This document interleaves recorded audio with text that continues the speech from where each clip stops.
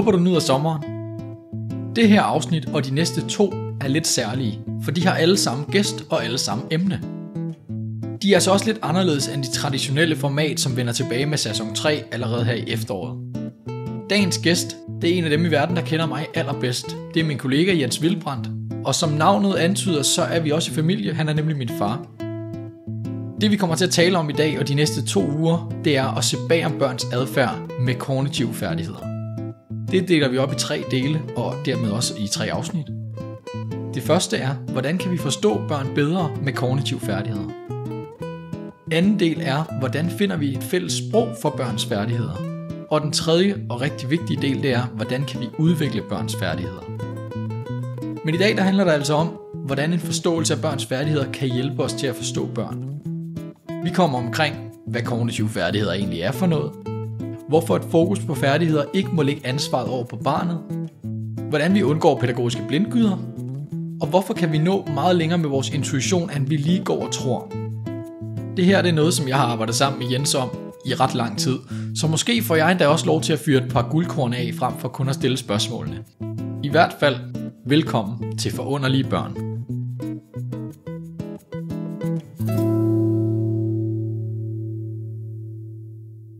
Jamen, velkommen til Forunderlige Børn, Jens. Jamen, tusind tak. Og jo også lidt velkommen til mig selv, nu hvor det er os 2, der skal snakke om noget, vi begge 2 har lavet sammen. Men jeg tænker, at rollerne kommer stadigvæk til at være, som det plejer. Jeg kommer nok til at stille lidt flere spørgsmål, så kommer du til at sige lidt mere. Og måske kommer jeg til at byde lidt ind også, fordi jeg kender lidt mere til det, end jeg plejer. Ja, man må sige, det er jo et emne, du har rimelig godt styr på selv, det her. Så. Ja, præcis. Ja. Nå, skal vi ikke bare springe ud i det? Jo. Altså, fordi når vi skal tale om det her med at forstå børn gennem færdigheder, så det første sted, vi kunne starte, det er det her med at se bag om børns adfærd. At det er noget, der bliver talt ret meget om, og noget, som folk ikke altid bruger på helt samme måde. Altså, der er jo nogen, for eksempel Susan Hart har været på besøg og taler om mentalisering, hvor det handler lidt om sådan, se bag om intentionen ved børns adfærd. Altså, hvorfor gør de, som de gør? Men når vi taler om det, så er det lidt noget andet, vi taler om. Ja, altså man kan sige, når vi taler om at se bagom, eller se under barnets adfærd, kunne man egentlig også sige, så handler det jo egentlig om at forstå, hvad det er, der gør, at barnet handler, som det gør. Og det vil sige, det er noget med, hvilke færdigheder har barnet og bringer barnet i spil. Så i alle mulige forskellige situationer, der er vi ofte sådan generelt set meget optaget af barnets præstation. Kan barnet noget bestemt skolefagligt? Kan barnet bygge med Lego, eller hvad ved jeg? Men det, der sådan ligger i meget i tankegangen om at se under barnets adfærd, det er virkelig det her med, når vi ser børn, som har udfordringer med noget, hvorfor har de udfordringerne? Så det er ikke så meget intentionen, den er selvfølgelig også vigtig, at nogle gange så det her med, at vi kan fortolke børn ret negativt, og så hvis vi forstår, hvorfor de gør, som de gør, det er sådan en intentionsdel, men det her med, hvilke færdigheder er det, som de mestrer, og hvilke færdigheder de udfordrer omkring, det er egentlig det, som jeg tænker, at vi fokuserer lidt mere på. Ja, så hvis man for eksempel, altså det kan være et barn, der lige pludselig slår et andet barn, og så vil den der mentaliseringstanke, det vil være, okay, der er et eller andet, der frustrerer barnet, som gør barnet får lyst til at slå, eller barnet kommer til at slå, men hvor det du siger, det er mere, der er også nogle færdigheder, det her barn ikke mestrer, som holder det tilbage. Der er simpelthen nogle færdigheder nedeunder, som hvis de var udviklet, så vil barnet ikke slå. Er det sådan? Ja, altså det kunne være et godt eksempel. Det her med at forstå, okay, barnet bliver frustreret, og evner ikke at håndtere sin frustration, og derfor kommer barnet til at udvise uhensigtsmæssig adfærd. Uanfægtet hvad barnets motiv og sådan egentlig hvad barnet gerne vil opnå med det. Der kunne være en lang række situationer, når vi spiller spil med børn. Hvis vi spiller Uno med børn, så er der nogle børn, som de smider bare kort helt tilfældigt. De tænker ikke frem, de lægger ikke en plan, de organiserer måske ikke engang deres kort ud fra farver eller ud fra antal. Så de kommer til at spille ekstremt tilfældigt. Og det kunne være et andet eksempel på en situation, hvor vi ligesom kan sige, okay, der er nogle færdigheder, der skal til for at blive god til at spille Uno. Man skal gruppere sine kort efter farve, så man kan overskue dem. Man skal tænke frem, og man skal måske gemme de kort, som passer godt sammen til sidst, for så er det lettere at slutte. Så der er vi inde og snakke sådan mere færdigheder, mere end motivationen og intentionen bag, kan man sige.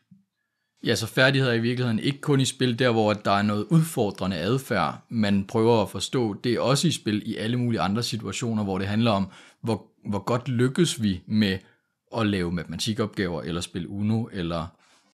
Ja, helt bestemt. Og i små sekvenser kan vi jo iagttage, at selv en lille bitte sekvens kan vi iagttage, at børnene de aktiverer og bruger en hulens masse forskellige færdigheder. Mm. Så man kan sige, der er både perspektivet, og det er jo det, vi ofte har brug for, når et barn har udfordringer, når der er noget, et barn ikke kan, eller har uhensigtsmæssig adfærd, så har vi brug for at forstå, hvilke færdigheder det er, som er mangelfuldt udviklet eller aktiveret. Men vi kan lige så vel bruge det som et styrkeperspektiv, og lægge mærke til alle de færdigheder, som barnet faktisk kan anvende og kan aktivere.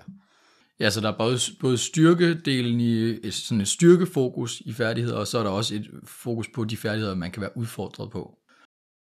Hvad så, fordi færdigheder er jo også noget, der eksisterer i hverdagssproget, og så kunne færdigheder også være matematikfærdigheder, og det kan også måske være en færdighed at binde sin snørebånd og sådan noget, men vi taler sådan også lidt om nogle grundlæggende færdigheder. Kan du ikke sige, hvad karakteriserer dem? Jo, altså vi har jo lidt forskellige ord for det her. Vi har ord som færdigheder, vi har ord som kompetencer. Vi har nogle forskellige ord, og det som kendetegner det her med at snakke om grundlæggende færdigheder, vi kalder også nogle gange universelle færdigheder, det er byggesten, byggeklodser, som vi ligesom kan aktivere og bruge, som er grundlæggende, og som vi bruger i rigtig mange forskellige situationer. Og det er noget andet end de sådan konkrete adfærdsfærdigheder, som du snakker om, for eksempel at binde snørebånd. Ja, det jeg jo synes, der er centralt ved at tænke færdigheder på den her måde, det er, at det er nogle færdigheder, som også så kommer til at gå på tværs af ens liv, altså for eksempel at kunne lægge en plan, eller kunne tænke fremad. Det er nogle ting, man både har brug for, når man er 70 år, og når man er 5 år, og når man er 15 år, og også noget, som man, hvis man kigger 100 år tilbage i tiden, der har det også været vigtigt, og det kommer også til at være vigtigt i generationer fremover. Altså der er noget universelt i det, som du siger. Ja, altså man kan lidt bruge en lidt fortærsket metafor, isbjergsmetaforen, og sige, de præstationer, som handler om at kunne binde snørebånd, eller de ting, vi tydeligt kan se, det er ligesom toppen af isbjerget. Så når vi ser børn og voksne for den sags skyld, så kan vi se adfærden, vi kan se præstationerne, som kommer til udtryk i konkret handling, men nede under overfladen, der kan vi ikke umiddelbart se, hvad der foregår. Men for at kunne binde snørebånd, skal man ligesom kunne mestre nogle ting. Der er noget sansemæssigt, der er noget systematik, der er noget hukommelse at kunne huske, hvordan man gør. Der er noget koordinering, der er forskellige processer. Og det vil der gælde for alle præstationer, som er ligesom vi kan se, hvad enten det er skolefaglige præstationer, eller noget et barn kan derhjemme. Al adfærd vi kan se, der kan vi ligesom begynde at overveje, okay, så hvad er det for færdigheder, som bliver bragt i spil? Så et godt eksempel, som mange forældre kender, det handler for eksempel om, børn de er på vej i skole, så skal de jo huske at have de rigtige ting med, de skal pakke deres skoletaske, så de skal jo ligesom tænke over, hvad er det for fag, vi skal have? Skal jeg have idræt i dag? Skal vi i svømmehal? Er der noget, jeg skal bagefter, hvor jeg også skal have noget med, for jeg skal videre til fodbold, eller sådan. Så det her med at pakke taske, det vil være det gode eksempel på, den færdighed, vi kan se, det er toppen af isbjerget, men de grundlæggende færdigheder under neden, det er alle mulige andre ting. Det er sådan noget som at kunne tænke frem, det er hukommelsesfunktioner, det er planlægning, der er alle mulige processer, og det har du lige præcis ret i, at det er jo nogen, som vi har brug for altid som mennesker, og vi også vil have brug for i fremtiden. Og det er måske egentlig ret centralt sådan, i det samfund, vi lever i dag, hvor viden bliver mere og mere tilgængelig, så egentlig det her med, at de grundlæggende færdigheder til at håndtere viden, dem får vi nok lige så meget brug for, selvom vi har kunstig intelligens og alt muligt. Ja, det er i hvert fald noget af det, jeg synes, der også er særlig interessant ved at tænke grundlæggende færdigheder på den her måde, det er, at man får tit spørgsmålet fra børn, der går i skole, men tænker måske også selv nogle gange, okay, men den der med at lære at løse en ligning med 2 ubekendte, hvornår får jeg lige brug for det igen? Og det er ikke sikkert, at man har brug for det, når man er 60 eller 70, medmindre man sidder i et meget specifikt job eller noget. Men hvor de grundlæggende færdigheder, for eksempel at lægge en plan, det får du også brug for, og det vil du altid have brug for i situationer. Så der er også noget vigtigt i at arbejde med udvikling af grundlæggende færdigheder, fordi de faktisk kommer til at være vigtige for mennesker hele livet. Jamen lige præcis. Og nogle gange, så uden måske egentlig at tænke over det, så bliver vi overoptaget at det vi kan se af toppen af isbjerget af andengradsligningen.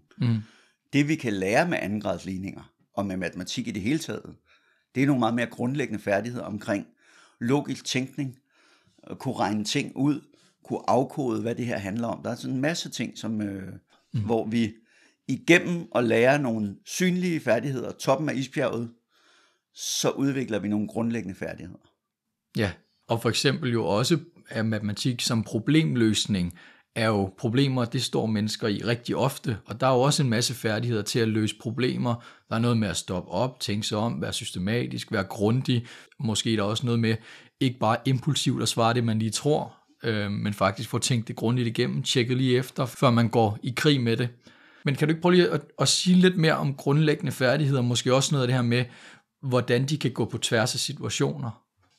Jo, det er, at vi kan ligesom tale om nogle bestemte færdigheder. Du allerede, uden du måske har brugt fagbegreberne for det, har du snakket om nogle forskellige færdigheder.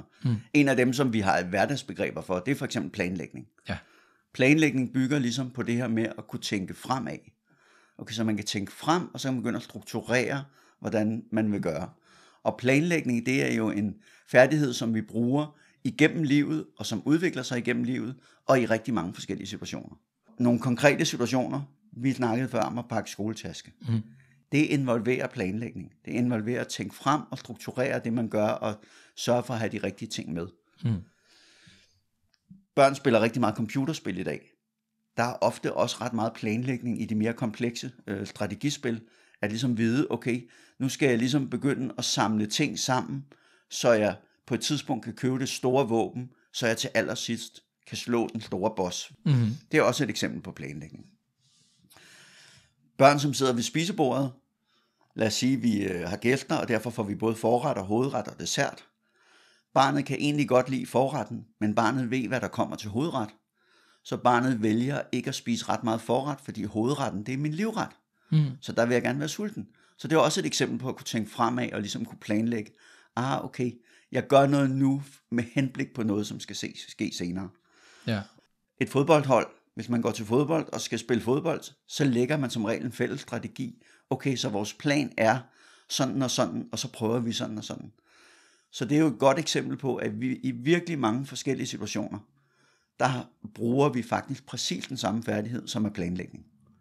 Ja, og noget af det, jeg også synes, der er interessant ind i det er, at typisk så der, hvor vi støder på en udfordring, så lad os sige, det er i matematiktimen, hvor det er alt for svært, og et barn, der begynder at fjolle og lave alt muligt andet, så kunne man være fristet til at sige, okay, her skal vi virkelig sætte ind, men hvis vi finder ud af, at der er en færdighed, der ligger nede under, som man måske også kan arbejde med på fodboldbanen, så kan det være, at det er der, barnet er mest tilgængelig, fordi vi er tættere på den nærmeste udviklingszone, hvor i matematiktimen, der kan det være, at vi allerede både har noget følelsesmæssigt spil, at jeg er ikke god nok til matematik, og i øvrigt så er det et rigtig svært træningsbane.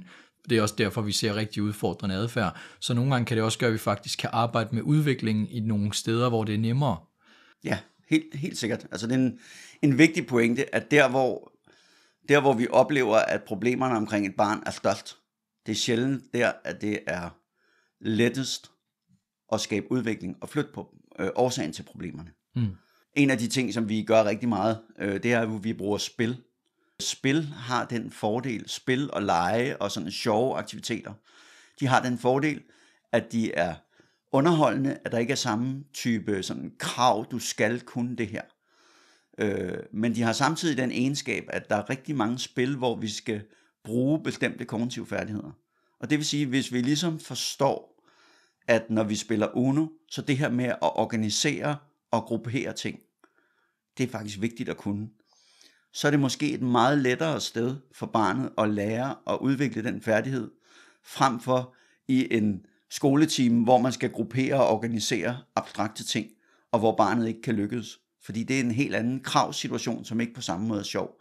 Så det her med, at vi faktisk kan, de steder, hvor barnet har udfordringer, kan vi ligesom opdage, okay, hvad er det for færdigheder, barnet er udfordret omkring, og så kan vi flytte udviklingsaktiviteterne og træningen over i nogle aktiviteter, som barnet oplever som sjove, og hvor barnet er meget lettere at guide.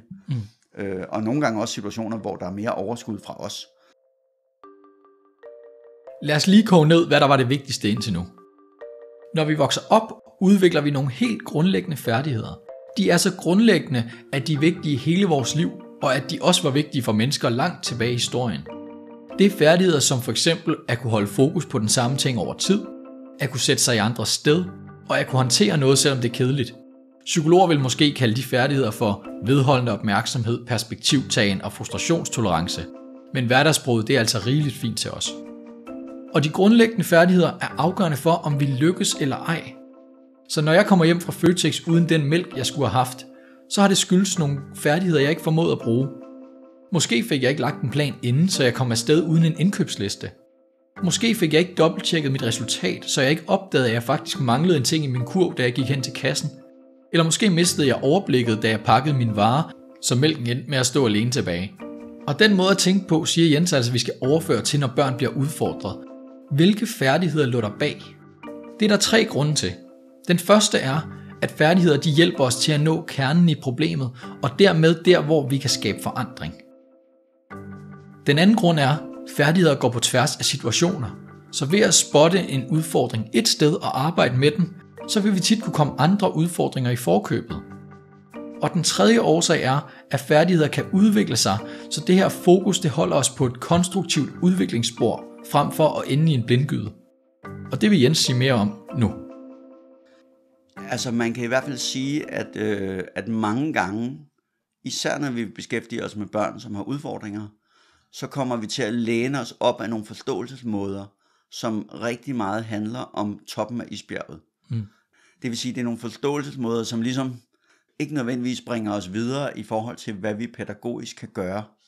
Vi har for eksempel diagnoser eller andre labels. Det er ikke fordi, der nødvendigvis er noget galt med diagnoser, men det man skal vide, det er, at diagnoser ikke er lavet som et redskab til at kunne arbejde pædagogisk med børn. Det er faktisk lavet som et lægeligt redskab til at kunne kategorisere typen af problemer sådan mere generelt, og så afprøve at finde frem til viden om, hvilken medicin eller hvilken behandling virker. Og tilsvarende har vi jo sådan andre måder at beskrive børn på, som er sådan meget på præstation og overflade. Og det er tit det, som der er en amerikansk psykolog, som hedder Ross Greene, han snakker om blindgydeforklaringer, dead-end explanations, som ligesom måder at beskrive børns adfærd, som ikke rigtig føres videre. Og der kan man sige, det som det kan, når vi begynder at kigge på grundlæggende færdigheder, det giver os faktisk nogle måder at forstå og arbejde med børn på, som åbner pædagogiske handlemuligheder. Fordi det der er ved de grundlæggende færdigheder, det er, at de kan udvikles igennem samspil. Tager vi diagnoser som for eksempel autisme, så vil mange opleve, at de bliver mødt af det lægelige system med, at autisme kan vi ikke flytte på. Autisme er ligesom en biologisk, en neuropsykologisk tilstand, som hvis man har autisme, så har man autisme. Det kan vi ikke gøre noget ved. Hvis vi betragter det fra et færdighedsperspektiv, så kan man have udfordringer med, man har svært ved at danne sig overblik, man har svært ved at sætte sig ind i andre menneskers perspektiv, og et væld af andre færdigheder. Og de færdigheder separat, det er nogle, vi faktisk kan understøtte og udvikle igennem pædagogisk praksis. Ikke nødvendigvis alle færdighederne lige meget ved alle børn. Der er ikke sådan, så alt er muligt. Men det bringer os tættere på, hvad vi pædagogisk kan gøre. Ja, fordi hvis man skulle lige dykke lidt ned i det der Ross Greenes blindgydeforklaringer, så vil det jo for eksempel være sådan noget med, det er fordi han har haft en dårlig barndom, eller det er på grund af hans diagnose, eller han er også sådan en, der bare gerne vil bestemme. Altså nogle ting, hvor man siger, okay, jamen, hvis det er sådan, hvad kan vi så gøre? Hvor det du siger, det er for eksempel grundlæggende færdighed, hvis man siger, det er fordi, at han er ikke så god til det med planlægning. I hvert fald hvis man tror på, at det er noget, der kan flyttes på, så er der lige pludselig noget konstruktivt i, så må vi jo prøve at arbejde med det. Ja, og til det her med, om man tror på, at man kan flytte på det. Der er jo mange af de her færdigheder, som er nogen, som per definition udvikler sig gennem samspil. Det er ikke nødvendigvis sådan, at alle børn er lige lette at udvikle igennem samspil. Men hvis vi vender tilbage til færdigheden som planlægning, som vi snakkede om før, så kan man sige, allerede længe inden, at barnet sådan bevidst kan planlægge og sige, om jeg skal jo bruge sådan og sådan, så er jeg jo nødt til at gøre. Så begynder færdigheden at udvikle sig ret gryende. Det lille barn på 1,5 år, som kravler på vej hen mod en trappe, og stopper op, kigger ned og kan godt se hov, og så kan man se, der lige foregår et eller andet. Så kravler barnet lidt baglæns, vender sig om og kravler baglæns ned ad trappen. Det er jo et eksempel på, at barnet sådan en gryende planlægning. Og det vil sige, det som et færdighedsperspektiv også giver os mulighed for, det er faktisk at iagttage sådan helt bitte små skridt på vej til, at et barn udvikler færdigheden. Og også potentielt understøtte det meget, meget tidligt. Og det er en af de ting, som når man arbejder grundigt og mere dybdegående med færdighed, så begynder man virkelig at forstå, hvordan at vi i vores samspil er med til helt subtilt, og nogle gange uden vi egentlig er klar over, hvad vi gør, så hjælper vi barnet med at udvikle de grundlæggende færdigheder. Mange forældre, de har jo det der med, det helt lille spædbarn, forventer vi ikke, at barnet kan ligesom vente og tåle frustration. Når barnet græder og er sulten, så giver vi barnet mad med det samme. Allerede når barnet måske er 3 måneder, så begynder vi lidt mere at snakke lidt beroligende til barnet, og ikke nødvendigvis tænke, at barnet skal have mad med det samme. Og det vil sige, at vi begynder faktisk at arbejde med ligesom at udvikle barnets evne til at tolerere frustration. Og det her med, at vi kan skabe den her udvikling, det er også noget af det, som er helt centralt. Ja, og altså noget af det, som der også kommer i spil her, det er, når man så begynder at tale om børn på specialområdet, så er der måske nogle færdigheder, som i det naturlige liv, man oplever som barn, så får man måske trænet nogle bestemte situationer, planlægningssituationer for eksempel, får man måske trænet, lad os bare sige 200 gange, et tilfældigt tal. Men det kan være, at nogle børn har brug for at få trænet det 300 gange, for at få den her færdighed ind under huden. Og så kommer man til at se nogle børn, der ikke kan, selvom de måske godt ville kunne, hvis vi var mere bevidst ved at udvikle det. Så kan det være, at de godt vil nå at få nok erfaringer til, at det kunne lykkes. Ja, helt sikkert. Kan du ikke også lige prøve, fordi nu har vi haft planlægningen lidt op at vende, både nogle eksempler for børn i skolealder, så også det her med helt til at starte med. Er der ikke også nogle eksempler på, hvor er det, man bruger planlægning, om man så er 70 år eller 50 år? Jo, altså vi har jo haft sådan det der med, okay, det lille barn, der kravler, når man pakker sin skoletaske, går vi lidt op i alderen. Teenageren, der skal til fest, og begynder at planlægge, okay, hvad skal jeg have med, og hvor meget skal vi drikke, og skal jeg overnatte der, og sådan. Så bliver det lidt mere kompleks planlægning. Eller den unge i starten af 20'erne, som tager på interrail eller skal ud og rejse, og begynder sådan at planlægge ret kompleks en rejse, måske over en hel måned, og regulere, hvad skal jeg have med, og hvad skal vi, og hvad kan der ske undervejs, og hvilken rækkefølge skal vi gøre tingene i. Eller endnu ældre, en der begynder at planlægge sin karriere, og overveje, okay, hvilke ting vil jeg gerne arbejdsmæssigt, og hvis jeg gerne vil derhen, så er det nok godt, at jeg får det her job i min studietid, og så vil jeg søge den her type job bagefter. Så man kan sige, ja, du har ret, planlægning, det foregår sådan hele vejen op igennem livsforløbet, kan man sige. Og færdigheden bliver mere og mere forfinet, og vi kan bruge den i mere og mere komplekse situationer. Og vi bliver også ofte mere og mere bevidste om, hvilke færdigheder vi anvender. Så der er også sådan en meta-refleksion omkring, okay, jeg begynder at forstå, at jeg planlægger. Ja, og der er jo der, hvor at som voksen, der er planlægning både de store ting, interrail, planlægge et bryllup og alt sådan noget, men jo også i alle de små ting, som for eksempel at sørge for, at der er aftensmad på bordet hver eneste dag, og hvad skal man have at spise, og hvad skal man så købe ind, og altså på den måde, så er det jo i virkeligheden over det hele, og sådan vil det være med mange færdigheder. Ja, og det er jo der, hvor det virkelig bliver spændende, når man begynder at se det der mikroperspektiv. Da jeg skulle herhen, så jeg havde nogle tasker med og sådan noget. Og allerede da jeg havde taskerne overvejet, skal jeg lægge dem på bagsædet i bilen, eller skal jeg lægge dem i bagagerummet? Så ville jeg skulle parkere et sted, hvor der ofte er biler, der holder tæt op af min bil, så det er lettere at komme til bagagerummet. Så det er jo et eksempel på, at man faktisk, og uden måske at være helt klar over, at man planlægger, så er der virkelig mange eksempler i hverdagen, hvor vi bruger de enkelte færdigheder.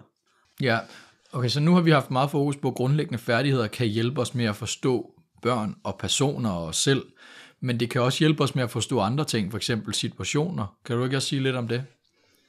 Jo, Altså der er nogen, som når man begynder at snakke om færdigheder, så kan vi ligesom snakke om, hvilke færdigheder mestrer den enkelte person eller det enkelte barn, og hvilke færdigheder man udfordrer omkring. Og det er ligesom det at forstå et individ. Men den her tilgang kan sådan set meget mere, fordi hvis vi begynder at forstå, hvordan forskellige færdigheder er på spil i mange situationer, så kan vi også forstå situationer, eller aktiviteter, eller opgaver, og ligesom forstå, okay, hvad er det faktisk for færdigheder, der er brug for i en konkret situation. Så når man skal tage et eksempel, købe ind i et stort supermarked, hvilke færdigheder bruger man for at kunne købe ind? Der er jo noget med at forstå alle mulige aspekter omkring, hvor ting er, hvordan de er organiseret, hvilken rækkefølge jeg skal gøre det i, hvis man ikke har lavet indkøbsliste samtidig kunne tænke. Altså der er alle mulige færdigheder på spil i sådan en situation. Og det vi kan med et færdighedsafsæt, det er egentlig, at vi kan meget bedre forstå, hvilke kognitive færdigheder, der er krav om, vi bruger i en situation. Og det bringer os videre til, at hvis vi så har et barn, hvor vi ved, jamen barnet er udfordret omkring ikke at tænke frem, og ikke at planlægge, og vi så er i en situation, hvor der er brug for at planlægge, at barnet skal på weekendtur, så kan vi se, at mødet mellem barnets færdigheder og de krav, der er i situationen, det kommer til at skabe en konflikt. Ja, hvis mødet mellem barnets færdigheder og situationens krav ikke matcher, så har vi et problem. Jeg stødte på et eksempel på netop det ude på en skole, så det vil jeg lige dele med dig.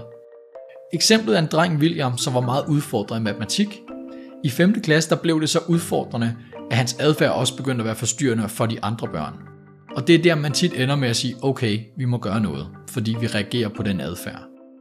Det, der var sket inden da, var, at allerede i 2. klasse havde matematik været svært, og derfor havde vores hovedperson de sidste 3 år fået nemmere opgaver i matematik end resten af klassen. Så det er 2 eksempler på, at man reagerede på adfærd. I første omgang, at han ikke kunne løse opgaverne, og i anden omgang, at han var forstyrrende.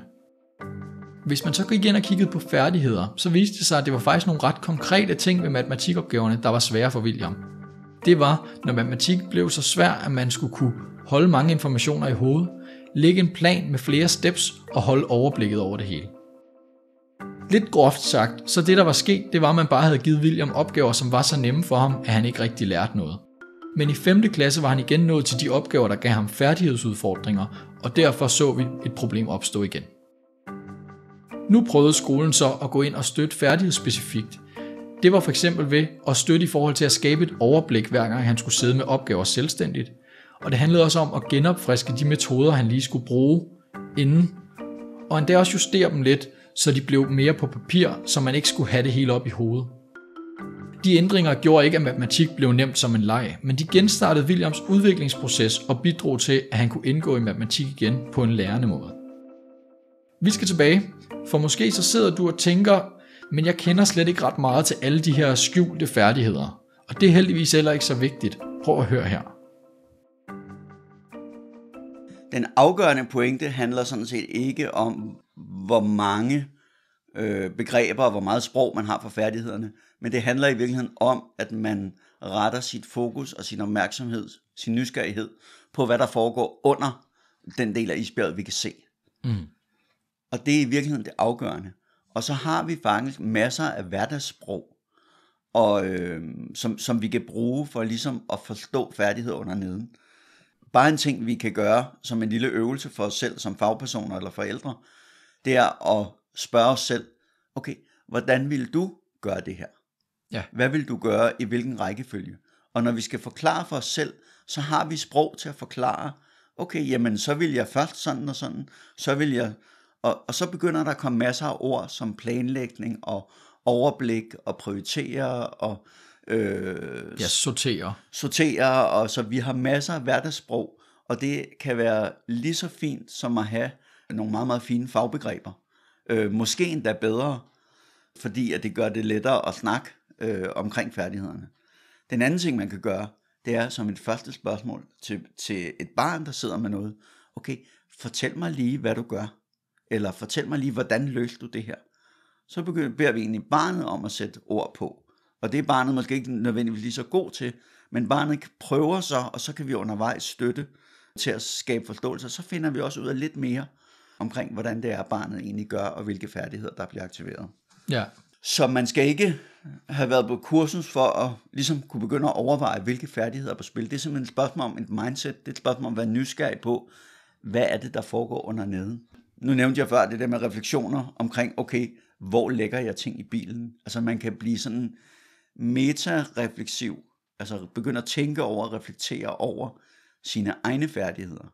Og det åbner ligesom også stille og roligt for, at man får mere og mere forståelse for, Gud, altså prøv næste gang, I skal købe ind, eller pakke jeres taske, eller på en lille rejse, eller en arbejdsopgave, I laver på arbejde, så prøv at overveje, okay, hvilke færdigheder der er i spil, og bare brug hverdagssproget. Det er en ret god øvelse til egentlig at begynde at forstå, hvad det lige er. Og man kan tage helt hverdagsting som, altså sådan noget som, når man skal tømme en opvaskemaskine. Hvilke færdigheder er der på spil? Hvorfor gør man det i den rækkefølge, man gør det? Så lige pludselig kommer der rigtig mange færdigheder i spil. Eller tandbørstning, eller når man har været i bad og skal tørre sig med et håndklæde. Hvad gør man? Hvordan sikrer man sig, at man får tørret sig over hele kroppen? Det er alt sammen noget, hvor man egentlig vil opdage, der er rigtig mange færdigheder i spil. Der er jo en øvelse, vi tit laver for at prøve ligesom at vække den her nysgerrighed omkring færdigheder. Og det er, at vi spørger folk, okay, hvad for nogle færdigheder kræver det egentlig at slå smut? Hvis man skal kunne lære at slå smut, det kunne fx være, at man tog en folkeskoleklasse, eller tog 6 børn med på stranden og skulle slå smut. Hvad ville det kræve for, at man kunne det? Ja. Og der kommer tit alle mulige sjove svar, fordi der kan jo både være noget sansemæssigt, og noget tænkemæssigt, noget socialt, alt muligt i spil. Vil du prøve at sige, bare prøve at nævne nogle af de svar, folk de giver. Man kan også lige pause, hvis man selv vil tænke, men ellers så kommer der i hvert fald nogle bud her på, hvad det kunne være. Jamen altså, noget af det, som folk ofte starter med, jamen det er jo, at man skal ligesom kunne kaste. Og det vil sige, at vi starter faktisk med toppen af isbjerget. Okay, der er jo en motorisk aktivitet i det. Ja. Og så begynder at tænke lidt videre, okay, jeg skulle kunne have den her sten i hånden. Måske er den våd, måske er den kold, måske er der sand på. Så er der faktisk noget med at kunne tolerere det her med, at der måske er lidt som sådan sansemæssigt påvirker en. Så det er jo i hvert fald sådan det her med der er noget rent sansemæssigt. Ja, og allerede der vil der være nogle børn, hvor det vil blive for svært for. Altså for eksempel så vil jeg have mødt mange børn med autisme, hvor det der med stranden, det er allerede sansemæssigt så svært, så det kunne være noget, der stoppede for, så kan man nok ikke lige lære at slå smut på den her måde i hvert fald. Ja, lige præcis. Så kan man sige, så er der selve det her med at kaste stenen og lære at få den til at smutte over vandet. Der skal vi jo faktisk forstå noget med, altså, hvilken form skal stenen have, for at det er en god smutsten. Så vi skal forstå noget med form, og vi skal kunne afkode form. Vi skal også forstå noget med vægt. Noget med, at den er let eller tung. Der er også noget med hastighed, hvor hårdt kaster vi. Så der er en masse ting for ligesom overhovedet det her med at kunne lave et kast. Så er der jo aldrig nogen, som når de skal lære at slå smut, som bare kaster stenen første gang, og så lykkedes det. Så der er faktisk også en masse med, at man ligesom skal kunne korrigere sig selv, at man skal være fleksibel og kunne afprøve forskellige strategier. Og for ligesom at kunne vælge de rigtige strategier, så skal man jo så også ligesom kunne se, okay, nu gjorde jeg sådan her, så skete der det her. Så der er noget med at forstå årsag-virkning, og noget med at være selvopmærksom, og være opmærksom på, okay, nu drejede jeg hånden en lille smule, og så skete der det her. Så nu prøver jeg lige at gøre det her i stedet for. Ja, så det er også nogle af de processer, der er på spil. Ja, så er der også hele det med at kunne finde en god smutsten. Det er jo det der med at kunne gå rundt og søge på stranden og finde, og hvordan ser man, om en sten er flad? Det er ikke altid, man kan se det, før man tager den op, vender den, og den så ikke ud på den anden side, som jeg havde regnet med. Så er der også noget med, at man ser nogle sten, man ser et potentiale i, og så undersøger man, er den mon god, og noget vedholdende i at blive ved med at lede indtil der kommer en. Hvad hvis ens kammerat finder en god sten lige før, man havde også lige set den? Der er også noget svært i den situation, i det sociale, der lige pludselig kommer ind. Ja, så snart der er nogle andre med, så ændrer det spillepladen, kan man sige, for hvilke færdigheder. Så står der en ved siden af, som er bedre end en selv. Så skal man også kunne, så er der jo noget sammenligning, okay, jeg sammenligner mig med ham. Så skal man kunne tolerere, at man ikke er lige så god endnu. Så skal man måske have en tro på, det her, det kan jeg godt lære. Og hele den her med at kunne tåle, at noget er svært. Kunne tåle frustrationer er jo noget af det, der er helt centralt i rigtig mange aktiviteter. Og du nævner det her med at bare finde den rigtige sten. Okay, hvad leder jeg efter? Hvad indstiller jeg mit blik på? Så man skal ligesom kunne lede efter det rigtige. Man skal måske også have en vis systematik i, når man begynder at lede efter en sten. Ja, der er tit, vi har, altså det er jo også i Finn Holger og alt muligt, der har de fleste sådan en struktur, der hedder, jamen man kigger i sådan en slangeagtig oppefra og ned, ikke? Så kigger man til hele vejen til højre, så kigger man hele vejen til venstre, hele vejen til højre, for at sikre sig, at man ikke misser noget. Det er der i virkeligheden også det, som man nok gør på stranden, når man går lige så langsomt og kigger til højre og til venstre frem, for at sikre, at man ikke misser en vigtig sten. Ja, og potentielt bare det, der man får overblik over en strand. Ja. Måske er der også noget, hvor man kommer ned til en strand, hvor der har været rigtig mange før, så man tænker, jeg går lige lidt væk fra der, hvor alle de andre har været. Ja. Fordi der er smutstenene nok stadig taget. Så der er også noget med perspektivtagen og faktisk tænken frem og tilbage i tid og tænke, jeg går lige over ved det her område, der er nok bedre mulighed for at finde smutsten.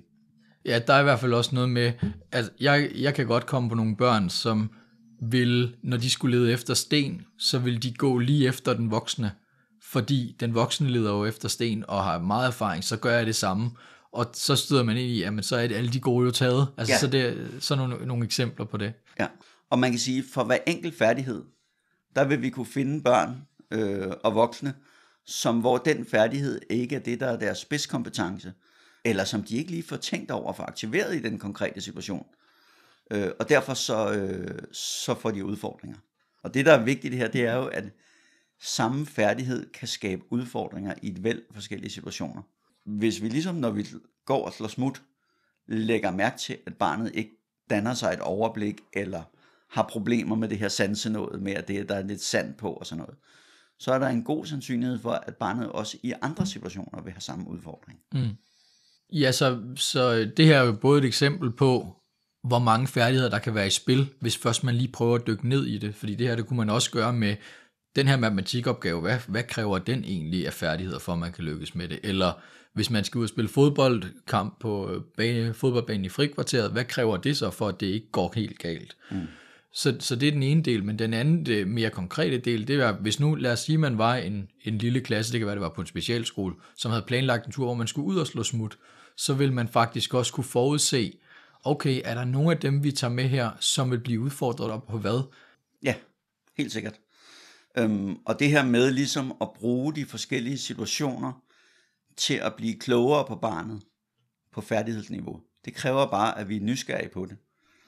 Rigtig mange gange i både pædagogiske situationer og i undervisningssituationer, så opdager vi på overfladen, okay, vi har delt de her opgaver ud i en skoletime, barnet ved ikke, hvad det skal. Så hjælper vi på overfladen, så går vi hen til barnet og fortæller barnet, jamen det du skal, det er sådan og sådan og sådan, og så skal du det her. Så vi løser problemet på overfladen. Men hvis vi i stedet er nysgerrige på, når vi ser et barn, der ikke kan løse en opgave, eller når vi ser et barn gå og prøve at blive god til at slå smut, og så blive nysgerrige på, okay, hvad er det for færdigheder barnet bruger, hvor er det barnet gør noget andet end det vi forventer, og hvad er det for færdigheder, det ligesom indikerer, at barnet ikke får aktiveret, så kan vi i bitte små hverdagssituationer blive ret kloge på, hvad kunne der være på spil hos det her barn. Og rigtig tit, når det er med børn generelt, men især med børn med udfordringer, så er der nogle ting, hvor vi sådan uden egentlig at reflektere så meget over det, så stusser vi over måden, som barnet gør noget på. Så hvis et barn skal hjælpe med at tømme opvaskemaskinen, og barnet tager den øverste skuffe først, så vil der være nogen af os, der tænker, okay, men så alt det vand, der drypper ned, det drypper jo ned på det nedunder. Hvis man stusser over det, så i stedet for at sige, du skal tage den nederste skuffe først, så bliver nysgerrig på, okay, så der er noget med barnet, måske ikke tænker årsag virkning, eller rummeligt, at noget kan falde ned på noget andet. Altså egentlig bare det her med at bevare den nysgerrige indstilling på, hvilke færdigheder er i spil under overfladen. Det er på en eller anden måde helt centralt, og kan åbne virkelig mange døre. Både som forældre, men også som fagpersoner. Og både i forhold til børn alment, altså børn, der ikke har særlige udfordringer, men også i forhold til børn, der har særlige udfordringer, hvor det selvfølgelig er ekstra vigtigt, at vi ligesom forstår, hvad det er, der skaber deres udfordringer. Ja, så det du i virkeligheden måske også siger, det er, at vi kan bruge det til at splitte ting op i, lad os sige, vi har en situation, for eksempel en matematikopgave, som ikke lykkes for et barn, så kan vi bruge den til at splitte det op i, der kan være forskellige årsager, frem for at sige, okay, så matematikopgaven må vi justere på som en enhed, altså så må vi ændre på matematikopgavens niveau. Nej, vi kan gøre det mere nuanceret end det, vi kan gøre det mere detaljeret end det, og vi kan være nysgerrige på det. Ja, lige præcis. Og man kan sige, det giver også nogle muligheder for at skabe udvikling, hvor vi ellers kan have en tilbøjelighed til at tænke, okay, det her kan barnet ikke. Når vi forstår, hvilke færdigheder der er på spil under neden, og det gælder også, når vi snakker under en diagnose, eller under sådan hverdagsbeskrivelser, som, okay, jamen han søger hele tiden opmærksomhed. Hvis vi ligesom forstår, hvad der er på spil under neden, så kan vi meget bedre støtte udviklingen af det enkelte barn. Ja. Så hvis vi skal runde den af, hvad er så de vigtigste ting at tage med herfra, inden der kommer jo et afsnit mere, men det vigtigste fra det her afsnit at tage med? Jamen jeg vil sige, for de fleste, der vil det første, allervigtigste skridt, det er, når man lægger mærke til noget, som er toppen af isbjerget, som man stusser over, eller hvor man tænker, det her, det burde barnet kunne, det kan det ikke. Så vær nysgerrig på, hvad er det for færdigheder, som er på spil. For eksempel ved at spørge dig selv, hvordan vil du selv gøre det, og hvad er det barnet ikke gør af de processer. At det synes jeg er helt centralt. Og så synes jeg det her med at forstå, hvordan forskellige aktiviteter og opgaver stiller krav om forskellige brug af forskellige færdigheder. Ja, jamen, det synes jeg er rigtig vigtigt. Og særligt også den sidste del, du siger, at det her med færdigheder kan meget nemt komme til at lyde som om, nu fokuserer man på barnet og på individet, men det er lige så meget, hvilke færdigheder kræver en situation, og det kan lige så godt være konteksten, der skal justeres på, som det skal være, nu skal barnet lære en masse nye ting, fordi barnet kan ikke. Ja, helt sikkert. Og så kommer der så et afsnit mere, som dykker lidt mere ned i det her med, hvad er det så for et færdighedsbegrebsapparat for et sprog, man kunne have, hvis man vil finde et helt konkret sprog for det, mere end den her intuitive. Men det bliver næste gang. Ja, det bliver næste gang. Jeg håber, du nåede det første afsnit ud af 3. Det handlede kort sagt om, at når vi ser bag om børns adfærd, så er det ikke kun intentionerne, vi er på jagt efter. Det er også færdighederne. For færdigheder kan udvikle sig, så det er et fokus, der hjælper os med at forblive konstruktive. Færdigheder, det er også en vej til at forstå en situations krav, for eksempel hvilke færdigheder det kræver at blive god til UNO eller en bestemt matematikopgave. Og den viden, den kan vi bruge, for hvis barnets færdigheder ikke matcher situationens krav, så er det altså vores opgave at justere situationen. Vi ses i næste uge, hvor det handler om, hvilke færdigheder der findes, og hvad vi kan bruge sådan et overblik til. Hej hej.